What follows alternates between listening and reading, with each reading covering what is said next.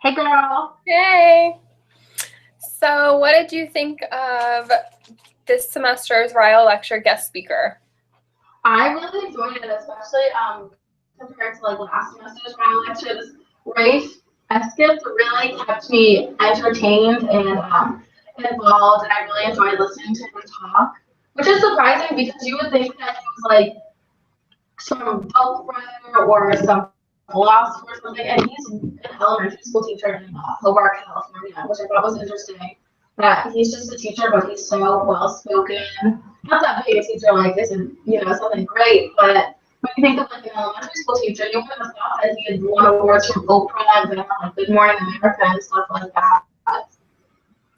So that's Yeah, like really awesome. I really liked him. He was really like motivating, and I just loved how like excited he was about his job. Like he says he's been doing it for like 32 years, and like, with all his recognition, he could have easily like gotten gotten a higher position, like a higher paying position, but he Yeah. chose to stay a teacher in like this fifth grade classroom. And I just think that's really like, he's got to be really good at his job.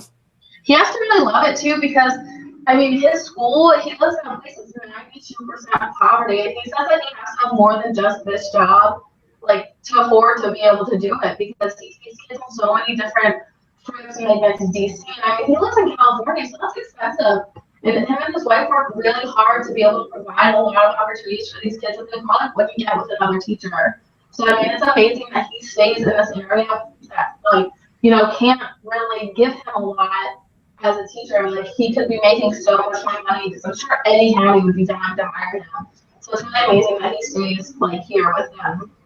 Yeah, like he was explaining the area that the school is in, and he was explaining how it's just a really bad area, and most of the students, none of them really speak English as their first language, and most of them, these kids are tempted to like join gangs and stuff like that.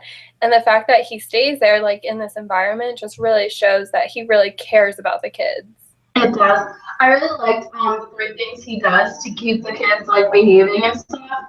And the first thing he said, which I think was really important, was like that you are the role model as a teacher. And I think a lot of teachers don't get that.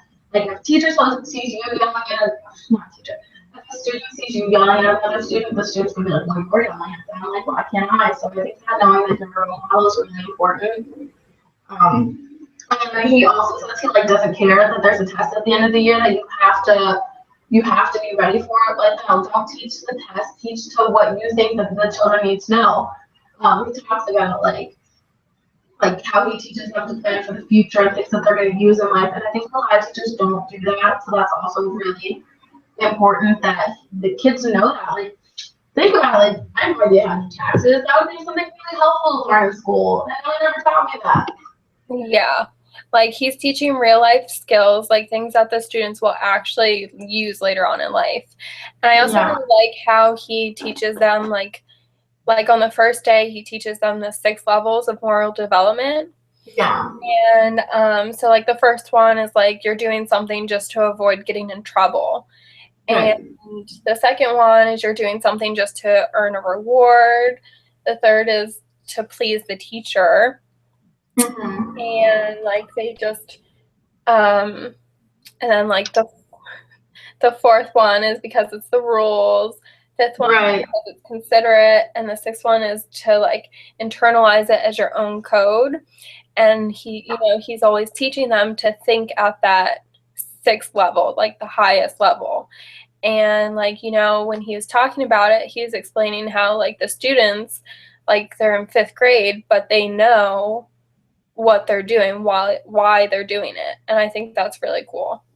Yeah, I mean, he teaches them a lot of responsibility, and I mean, he has them like in their classroom. It's so awesome how he has them have like jobs and have to earn money in order to pay their rent to sit in their seat. Like I was saying earlier, like that's stuff that I think that kids will, managing money is important for the future. I mean, don't taught me how to manage money, and that's something that I think that my teachers that start teaching me at like a younger age, you would be so much more prepared for the future. And he's like talking about how his students have more of a rate of going to college and graduating, because this area, wow, like 68% don't graduate. And I think that because he taught them how to manage money and be financially responsible, that probably has a lot to do with the fact that they can go to college, because they're like, okay, well, a lot of people can't afford to go to school, but if he's teaching them about how to manage money and be responsible, then obviously that's going to help them in the future with going to school. Because that's one of the reasons why people don't go to school. Yeah. He also, like, I really loved how he has them create their own, like, Shakespearean, like, videos. Yeah. And I think he was saying how, you know, at the end, like, it's a big assignment, and at the end he doesn't have a party for them afterwards, because the thing that they created, the video itself, is the reward. And I just think that's really interesting that the students, like, think like that. Like, they know that they don't need to be rewarded for doing that. Their hard work is, like, showing the video, being proud of it. Right. It really is. And we can definitely relate that back to the article that we read in class. That was called, it was the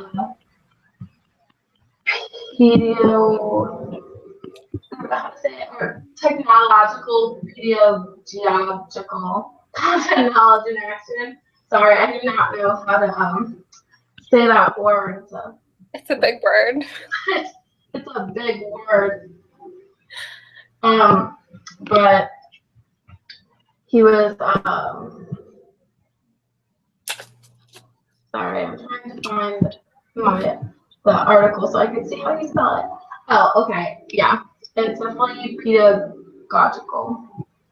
But I really liked how it says when students create their own videos related to coursework, their motivation and engagement increases.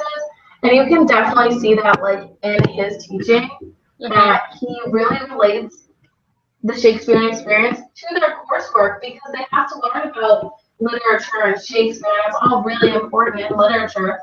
But he makes it fun, and they get to record the videos, and they get to put on a show, and they also really interested in, you know, the activity.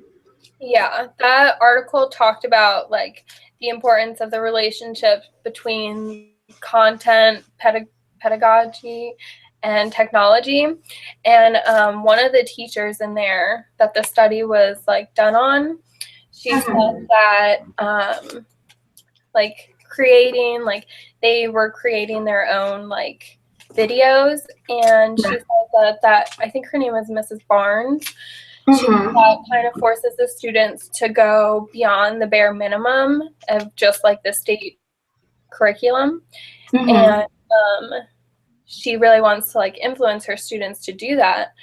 And when I was reading that, it just really reminded me of Rafe. Yeah, I agree. One thing that they talked about was how teachers have to have in-depth knowledge of what they're teaching the children. And Rafe definitely does have the knowledge, like, to teach, like, the literature, and he also teaches about, like, rock music, and obviously this is stuff that he knows and he, like, enjoys. So I think that definitely has an effect on how the children perceive it. Then, oh well, if he can get into it, you know, he has some chronic. You watch that video where he's, like, reading the book to his classroom. The children are crying. Like, obviously he's passionate about this, and that brings the passion out of the kids. Yeah. And see, like, listening to him was just, like, really motivating and encouraging, because, like, I've known that I wanted to be a teacher for a while, but since I've actually started taking my courses and, like, been in my placements, it's kind of sad, but I hear about how, like, difficult it is, because you have to teach to the standard, like, the tests, like, and you have, like, so many things that you have to follow, and it makes it so hard, and teachers don't get paid enough. Like, you're always hearing these things, but listening to him, like, made me remember, like, why I actually want to be a teacher. Like, I actually want to affect students' lives. I want to be there and help them learn and watch the light bulbs go off. Like, I just thought he was, like, really motivating. I completely agree. I think that hearing someone talk so positively and love it so much makes you so much more excited to do it. And I mean, you can take a lot of the things he said and use them in your classroom, like his website, myclassroomeconomy.org. I've visited it a couple times already, and I want to incorporate it into some of the lessons I was teaching this semester. I'm in kindergarten now, so it's a little hard, but like in the future when I have them in the classroom, it's going to be a great resource to look at. Yeah, it is. I definitely really like that also. And I kind of hope that we have more guest speakers like him. Like, he was one of the best ones I think I've seen since I've been at Salisbury. I agree. He's very passionate. You can obviously tell that he loves what he does. So hopefully we get a lot more people as excited about teaching as he is. And I think we need teachers like that in the future. Yeah, we definitely do. Hopefully we'll be teachers like that in the future. I hope so. You know how I do. Well, this was a good talk. I'm glad you enjoyed the lecture as much as I did. Me too. I'm really glad we could have this conversation about it too.